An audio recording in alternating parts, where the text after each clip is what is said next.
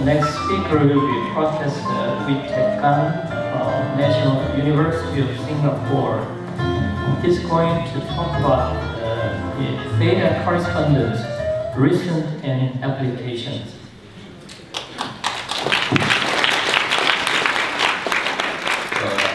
Introduction. Okay, so I want to talk about a subject called data correspondence, which is actually not it's a very old subject. So let me just tell you the problem. Okay, the problem can be quite easily formulated. So imagine you are given, you have group H and it contains a subgroup, which is a direct product of two groups, G1 cross G2. Let's for simplicity assume the groups are finite. Suppose you take a representation omega of H, then you can restrict this representation to the subgroup G1 cross G2. Okay, so for example, you might decompose omega as a representation of G1, okay, with some multiplicity space, which I have written in the form theta pi. So this sum runs over irreducible representations of G1. Now, because you have this commuting action of G1, G2 with G1, the multiplicity space, theta pi, inherits an action of G2. So it is a representation of G2. So the problem is very simple, it's basically to study theta pi in terms of pi. Okay, so in this subject, people call a pair of groups G1 and G2 like above, a dual pair if they are mutual centralizers of each other in H. Okay, so that is the problem. Okay, so now suppose that theta pi is of finite length for every pi. So for example, if omega is a finite dimensional representation, then you will get a map from, so you can think of data, so to every irreducible representation pi of G1, it associates a finite length representation of G2. Okay, since I'm talking about finite groups, let's pretend this is a semi-simple representation. Then you can think of data as the data will induce a map from the Duality group of representations of G1 to G2. Okay. And so now here are the basic questions that one may ask. Okay, so the first is you might ask, if pi is irreducible, is it the case that theta pi is irreducible? Okay, of course it could be zero, so we allow that possibility, but we'd like to know if this theta pi, whether it is not just finite length, but in fact irreducible. Okay, so if it is, then if the first question has a positive answer, then you get a map from the irreducible representations of G1 to those of G2, maybe you get zero. Okay, and you'd like to know whether this map is injective, for example. And thirdly, if it is, regardless of whether it's injective or not, you can ask, can you specify precisely when it is zero or not? Okay. And if it is not zero, can you say what it is? Okay, so those are the basic questions in the theory of okay, so in fact this example is it has occurred on several occasions in history. So for example, you may have these two groups, Sn and GLV, acting on the tensor product of V with itself n times. Okay, so where Sn will act by permuting the components of the tensor, GLV acts naturally on the tensor product, and then you have the scenario like before, except you don't have this group H, but it doesn't matter. Okay, so you have this direct product acting on omega, and you can decompose it as a representation of these two groups, and what you get is the theory of Weil duality, which was, for example, covered in the Aminoter lecture last evening. Okay. Another instance of this is the following. So here I have a finite group of D type, okay, like for example GLN of Fp, and I have the maximal torus in G. So T cross G acts on some omega, and this omega is actually the cohomology of some variety over a finite field. This is so-called the linguistic variety. Okay, and so one has the scenario of the problem, and in this case, understanding this representation, leads to the linguistic construction of irreducible representation of finite groups of Lie type. So that's the so-called linguistic theory. And another example, which is already mentioned in Michael Harris' talk just now, is you could have a Galois group, for example, QP bar QP and GLM QP, acting on the cohomology of some, say variety. Okay? And the decomposition of this is what give local Langlands correspondence. So in Michael's talk just now, he was talking about maybe a global version of this, where you take the Galois Q bar over Q, and then this script X here will be the Shimura variety, for example. So these are some instances of this setup that people have studied in the literature. Okay, but what I want to talk about is another such instance, okay, and that's the theory of data correspondence. It was initiated by Roger Howe, maybe in the mid-70s. So one has the above scenario, okay, but let me now take the chance to set up some notation. So let's say you take F to be a field, you take E to be either F itself or a quadratic extension, okay, so tau quadratic F algebra. You let V be a Hermitian space over E, and you let UV be isometry group. So for example, if when E is F, V is just a quadratic space, and UV will be an orthogonal group. Let W be a skew Hermitian space over E. So if E is F, W will be just a symplectic space. Okay. Now when you cancel these two spaces over E, and think of this as an F vector space, it inherits a symplectic form. Namely, you can simply take the tensor product. You take the product of the two forms and then take trace. Okay, so this gives a map from UV plus UW to the symplectic group SP of both phase W. Okay, so I think what I want to say here was that we have this situation that we mentioned, that we have a group G1, G2 sort of sitting in a group H. Okay, and actually this gives a general construction of dual pairs in symplectic groups to explicate if E is a split quadratic algebra, then the pair of groups you get are just GLM equals GLM, for example. If E is a quadratic field, you get unitary groups, UM and UN. And if E were F, you just get orthogonal and symplectic. Okay? And there's actually another example, another family of examples, where one considers Hermitian or skew Hermitian spaces over vectors, over quaternion algebra. Okay, but I will suppress this here. Anyhow, this classification of dual pairs in symplectic group was due to Roger Howe. Okay, so to fix ideas, because we have these several families, I'm just going to take as example the case where E over F is quadratic. So I'm talking about unitary groups, just to illustrate certain results. Okay, so we have this pair G1 times G2 in H, but we still need a representation omega of H to restrict. And this was this is the so-called Weil representation. It was it was constructed or studied by Weil in the 1960s. Okay? He basically reformulated the theory of data functions in the favor of representation theory. And in particular, if F is a local field, and now I'm going to specialize to a local field, like QP, the symplectic group has a certain twofold cover, which people call the metaplectic group. Okay? And to every additive character, non-trivial additive character psi of F, they constructed a certain representation of MPW. And this is called the so-called Weil representation, or oscillator representation, because this representation actually occurs in the study of the quantum harmonic oscillator.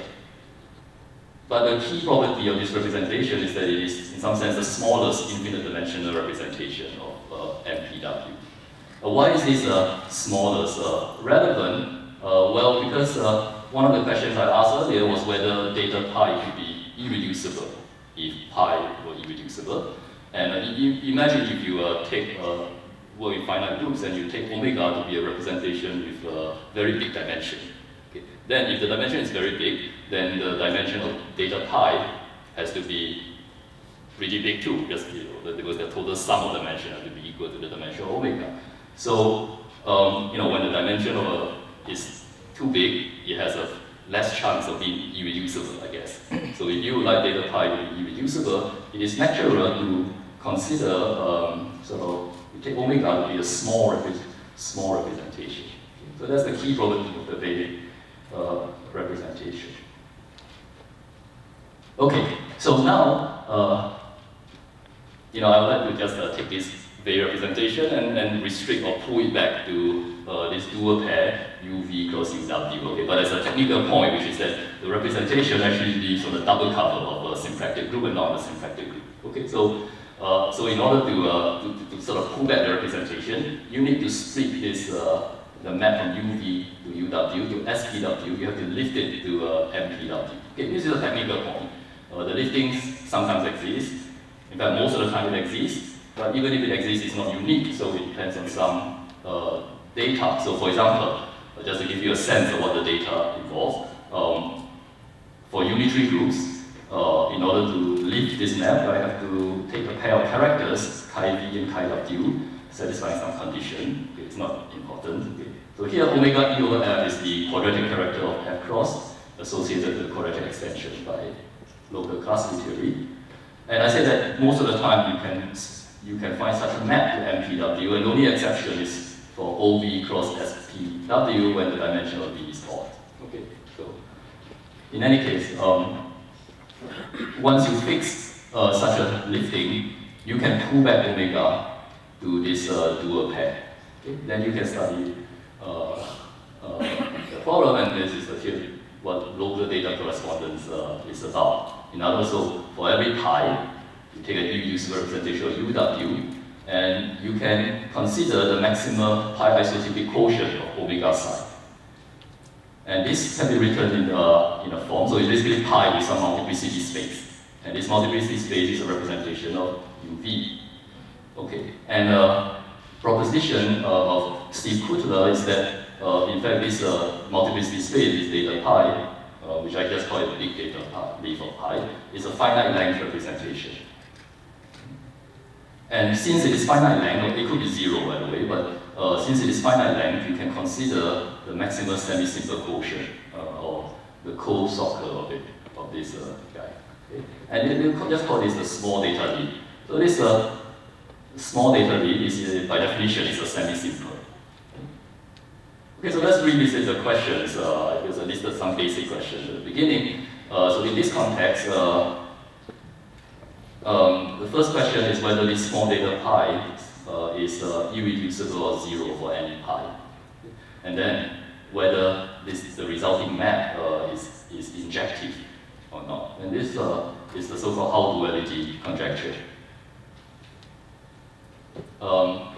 Just a concise way of stating these two statements is to say that it can be represented by this inequality. The dimension of Hom from data pi to data pi prime is less than or equals to the delta function of pi and pi prime. Okay, then you want to know when it is non-zero, and if it is non-zero, what is it? Okay, so for example, you can ask, can one describe the Langlands parameter of data pi in terms of that of pi?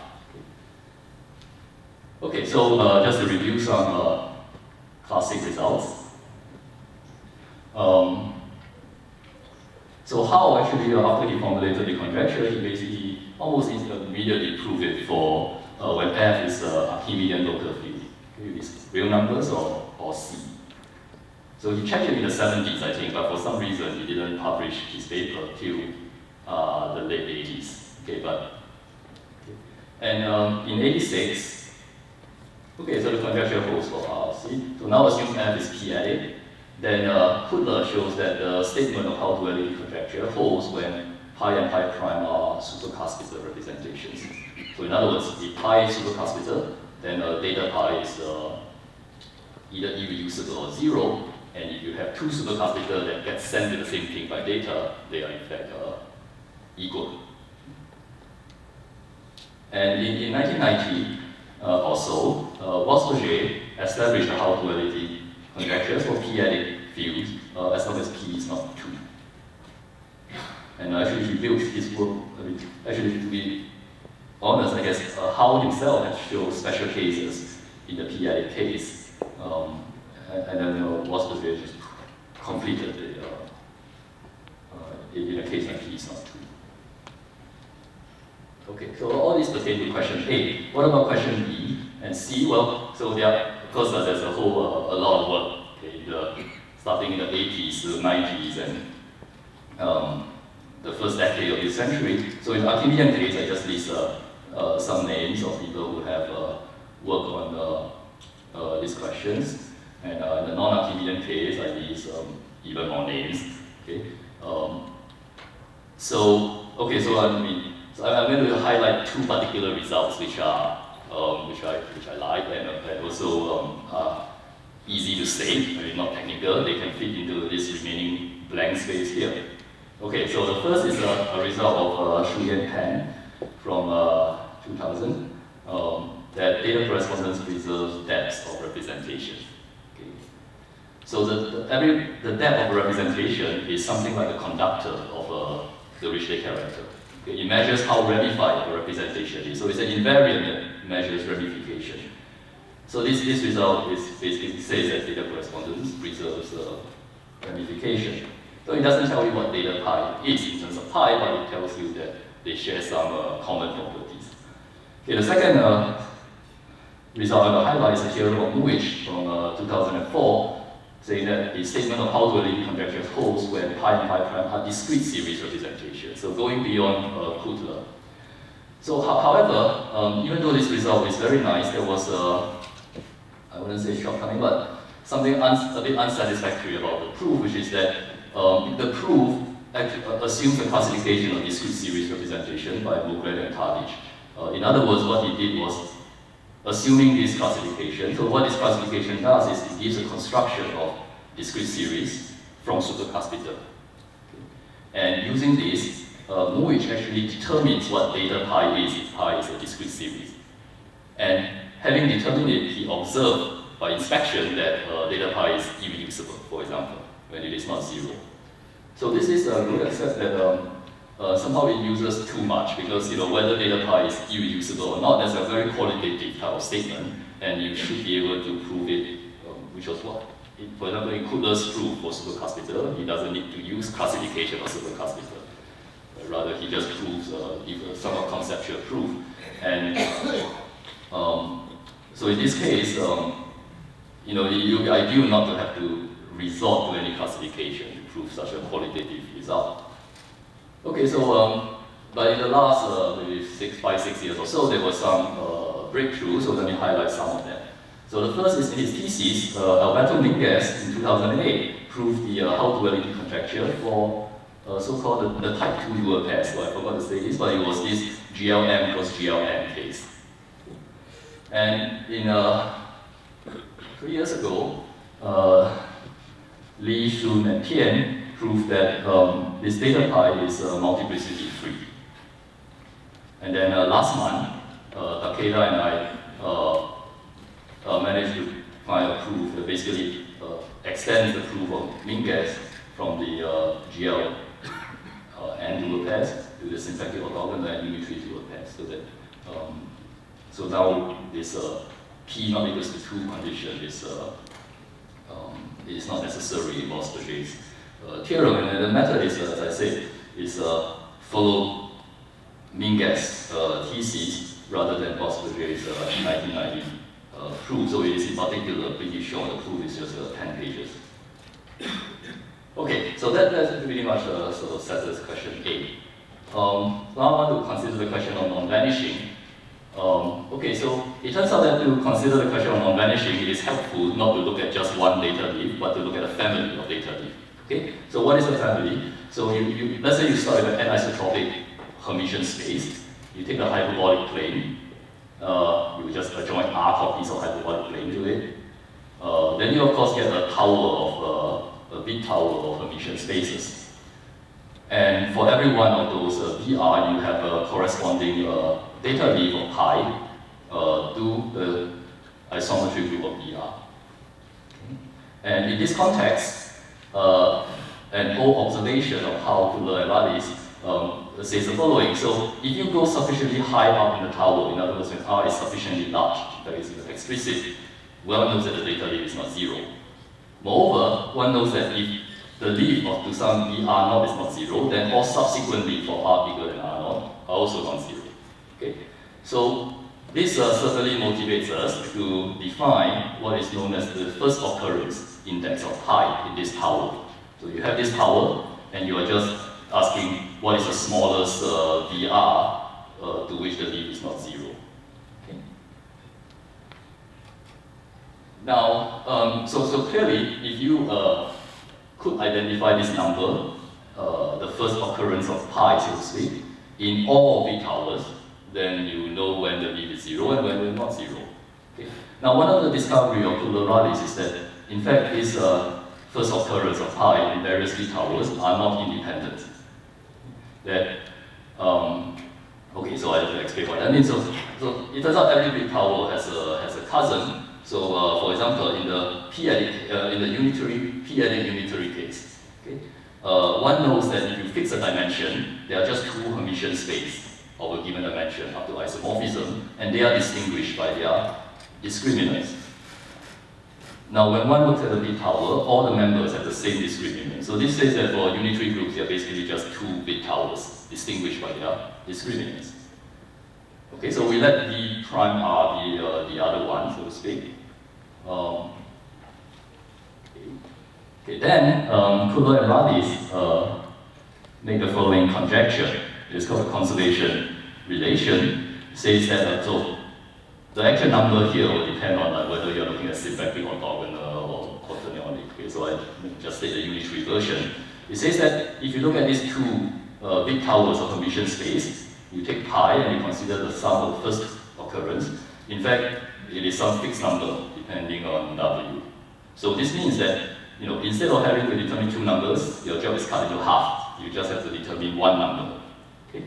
And special cases were proved by Kuller, Radis, and Langlands. For example, they proved it for supercuspital representations. And 2 years ago, Ding Yong-shun and Chen Bo-ju proved the conjecture. So the conservation relation holds. So this sort of simplifies the job by 50%, so to speak. If you can determine the first occurrence of pi in, say, one of the towers, then you know it the other, and so you know precisely when the data leaf of pi to any unitary group is 0 or not 0. Okay, a consequence of this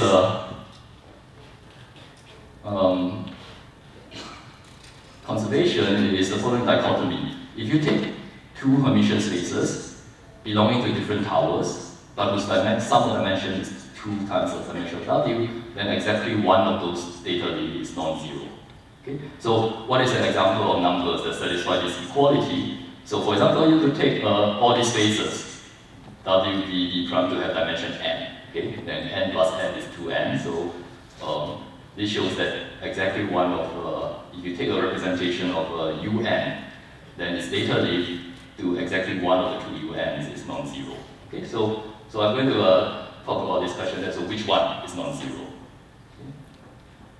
So to answer this, one needs to introduce some invariants of pi. So the next page will be introducing some basic invariants. And then these invariants are basically just an L factor and an epsilon factor. So who defines this? This is defined using the so-called doubling zeta integral of Petesky, Shapiro, and Radis. And it was found in the mid-80s, but the rigorous definition was really given by Radis in 2003. Okay, so just want to mention some basic properties of this epsilon factor. It's a function of s, but we are really interested only in its value at s equals to half. At s equals to half, this epsilon is almost a sign. Okay? Because you see, when you square it, this number here is plus minus 1. So you know at least it is a fourth root of unity. Okay, so just, for example, if dimension of W were even, then the square is 1, so this is a sign.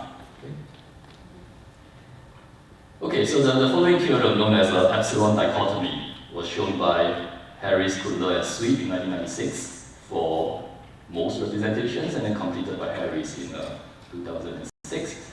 So basically, you have these two spaces. Dimension n, you want to know when the data leaf of pi, which is a representation of UW, whether the leaf to UV is 0. And the theorem tells you precisely when this is 0. Okay? Okay, so let's ignore the odd case. Okay, let's just look at the even case. In this case, I told you that this epsilon factor is just plus or minus 1. Okay, this number here is whatever it is, it's just plus minus 1. Okay, so here so you see, and this condition basically tells you what the discriminant of V has to be relative to the discriminant of W. Okay, so it tells you precisely which of the two towers the leaf is non-zero. Okay. Okay, so I think this is a sort of question B, which is about non-vanishing. I mean, it doesn't solve it completely, but this is a case where you see that it is quite subtle because which UN it goes to depends on some rather delicate arithmetic data. Okay, but now that you know it's not zero, you can ask what is it. Okay, and in order to say what is it, you need to have a complete system of invariants because you need every representation to have a signature before you can say which one is it. Okay. So and this classification exists is called the local Langlands correspondence. Okay, so for me, classification just means to give meaningful names. Okay, so what does the local Langlands correspondence say? Well, it's trying to give a classification of, for example, irreducible representation of UV, but also of its cousin UV prime. Okay, so these are the two Hermitian space with given dimension. Okay, so it gives a classification of these irreducible representations by two invariants, phi and eta, the so-called L parameters. Okay, and okay, so so it's just two names. So you can think of phi as the last name and eta as the first name. Why not? And so every representation pi in the union of these two sets has a last name and a first name. Now, of course, if you give me a pair phi eta, which specifies a representation, it could be a representation of UV or UV prime, right? So you think of this as maybe a gender. So, for example, representations of UV are males and UV prime are females. Okay.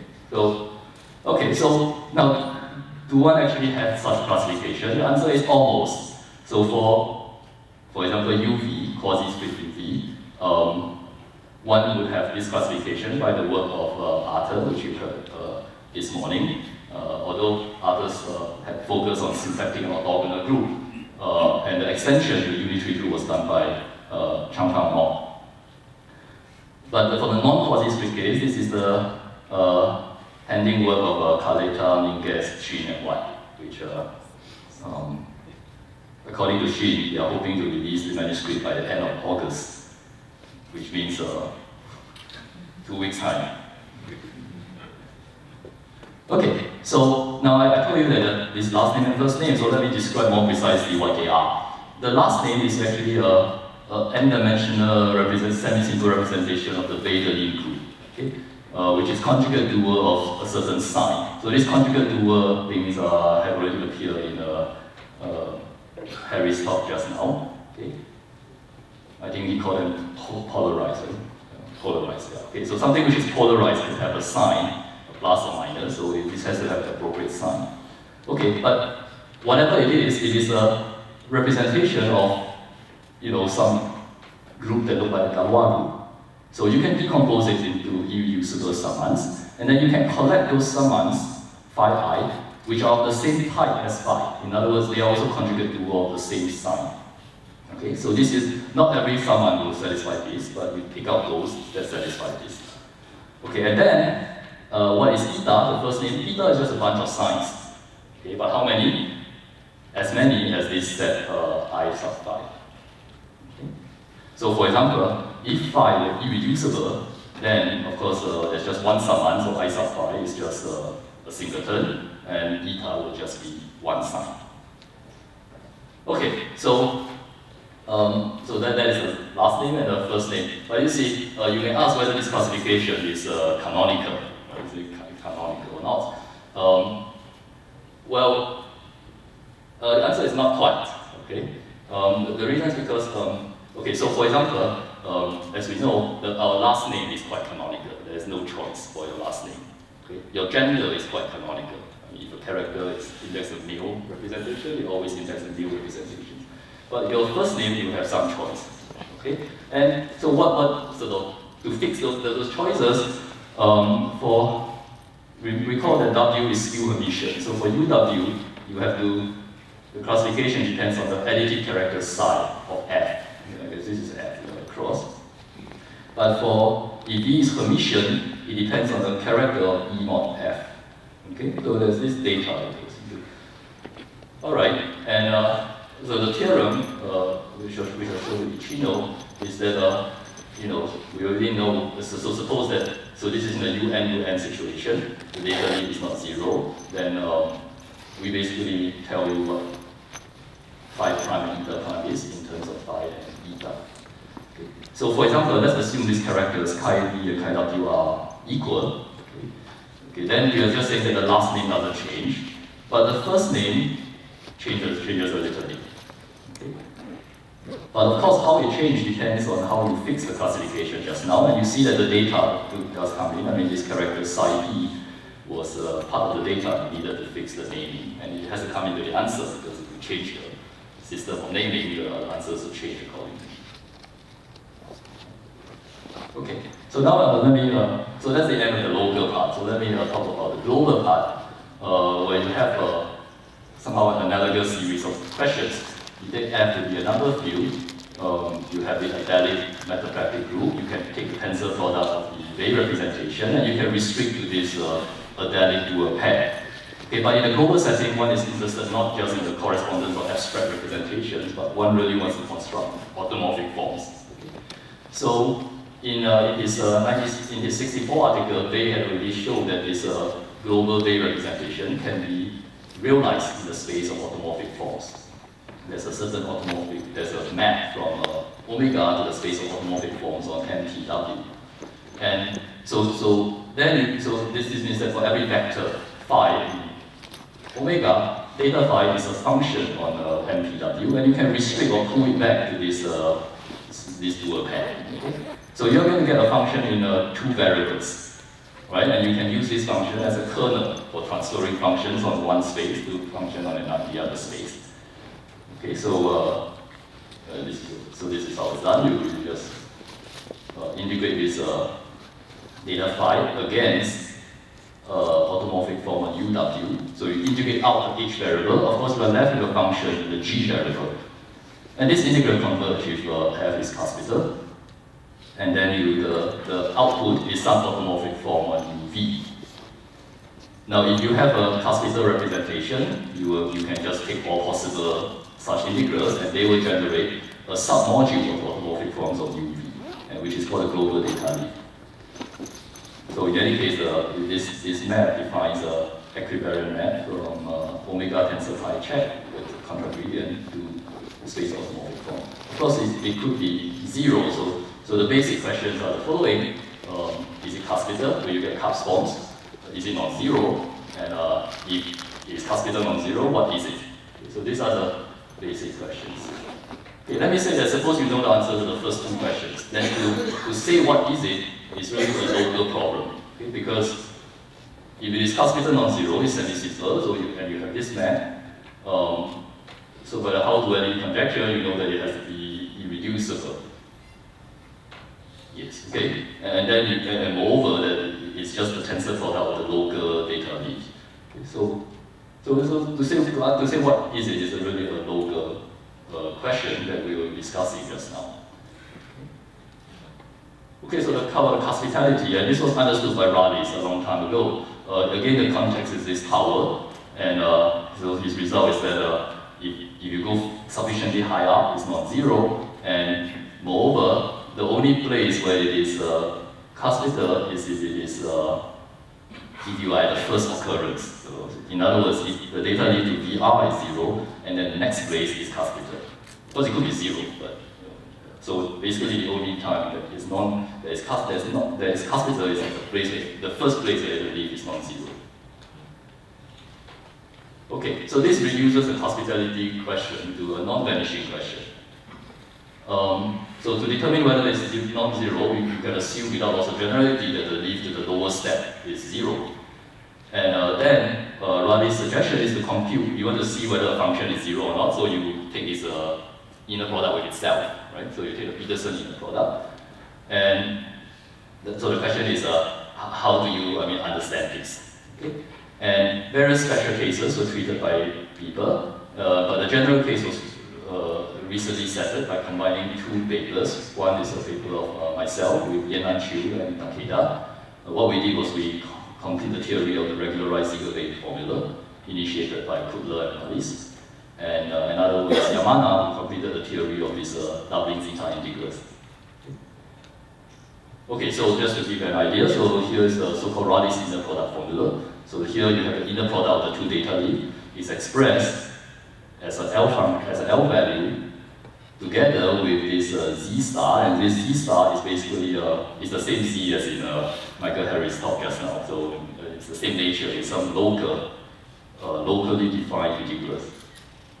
It's an integral of matrix coefficient of the Bay representation with the representation in question.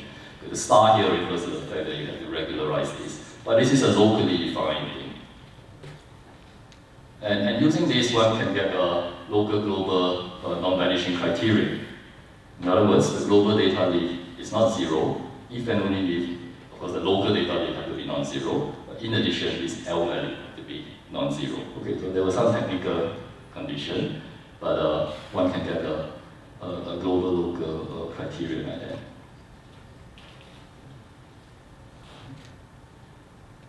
Okay, so I want to also mention a few applications. So one is the following. So now I move out of unitary groups. So for example, we had the dichotomy theorem, and you will apply to this particular case where you start with pi in GSP4. The dichotomy theorem will tell you that pi has non-zero data leaf to exactly one of GSO4 or GSO33. And so in particular, one gets an injection from the set of irreducible representation of GSP4 to the union of these two sets. And moreover, one can determine the image precisely. Now it turns out that these two groups, GSO4 and GSO33, are really related to GL, general linear groups. So here D star is a quaternion algebra. Okay? So this is really inner form of GL2 cross GL2.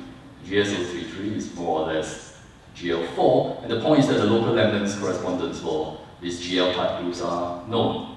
And so as a result of this, studying this net data, this allows one to prove the local Langlands correspondence for GSP4, something I did with Takeda a few years back. In a similar vein, so one can, this dichotomy also give this bijection between irreducible genuine representations of this MP2N with the representation of SO2N plus 1. So this is a so-called local Shimura correspondence. For n equals to 1, it was proved by Bosberger in almost more than 30 years ago. And the point is that if you have local Langlands for this SO2N plus 1, you will inherit one for this MP2N. Okay, then another application is the so-called gross-Broussard conjecture. And what is that? Well, there are two flavors of gross-Broussard conjecture. One is called the Bessel case, where you will give me a pair of Hermitian space of dimension m and n, but m has different parity from n. So for example, if n is just n plus 1, then you just have un into n plus 1, and the problem that gross-Broussard conjecture addresses compute this Howe space. In other words, you restrict you restrict sigma from un plus 1 to un and see whether pi occurs, or pi dual occurs. The other flavor is the Foro-Jacobi case, where you take, say, two skew Hermitian space of dimension, whose dimension have the same parity. So for example, if n is equal to n, then you are considering an analogous Howe space, but instead of the trivial representation here, you put a Weil representation. So they come in these two flavors. And a basic result that was proved a few years back is that the Howe spaces above the dimension at most 1. Okay, it was proved by this paper in the p-addict case, and soon and true in the Archimedean case. Okay, so what is gross-Broussard conjecture? Since you know these spaces have dimension 0 or 1, you want to know when it is 0, when it is 1. And GP is a precise answer. And the answer is expressed in terms of the local Langlands correspondence. So one cannot answer this question unless one assumes the local Langlands correspondence is known. Okay? And in a really stunning series of papers, Wasperger and Moglen, maybe I should write Moglen, Wasperger, by the way, and Wasperger student, Bozat-Frisis, has settled the Bessel case of the GP conjecture. Okay? Now it turns out that the data correspondence actually relates Bessel case and the Follow-Jacobi case. Okay? So if you understand the data correspondence very well, you can transfer this result here from the Bessel case to the Follow-Jacobi case, and that was exactly what I did with Ichino. Okay, so I still have 1 minute. All right, so for the 1 minute, I want to say that there were some generalizations of data leaf that people have considered. So this Kuller and Milson had done a lot of so-called cohomological data lifting. Borchert had introduced a theory of singular data leaf. Kuller has studied this arithmetic data leaf. Lysenko, almost single-handedly, have constructed a theory of geometric data lifting in the context of geometric Langlands program. And Shin had also formulated a geometric data lifting in the context of the Abelian varieties, going back to the work of Manfred. So these are some sort of ramifications from the theory of classical data correspondence, which was what I've been describing. But there's another one called exceptional data lifting. So I'll close with that. Let me just say. So the point is that there's no reason to just constrain oneself to dual pairs in symplectic groups. You can consider in any group. So here are 3 examples of dual pairs in some exceptional groups. And what about the representation omega? Well, you will take the so-called minimal representation, which is the smallest infinite dimensional representation.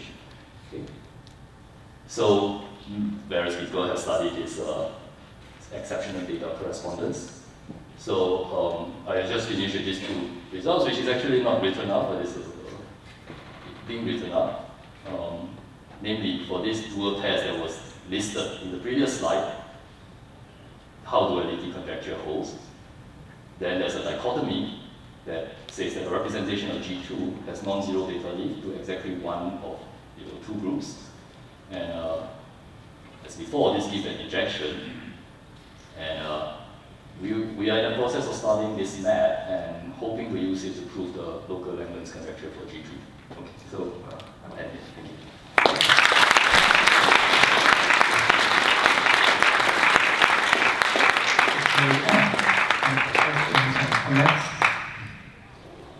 Yes. Do you know that the GSP4 local Langlands correspondence you construct in this theta way is incompatible with the FP4 correspondence via the trace formula that after constructs? So the short answer is yes, because I think later on I had a follow-up paper which will appear soon, I guess, in the Raleigh's memorial volume that established character identities for these packets that are defined. So this will reconcile the 2 approach. Okay, any other questions? Okay, then again, thanks to the speaker.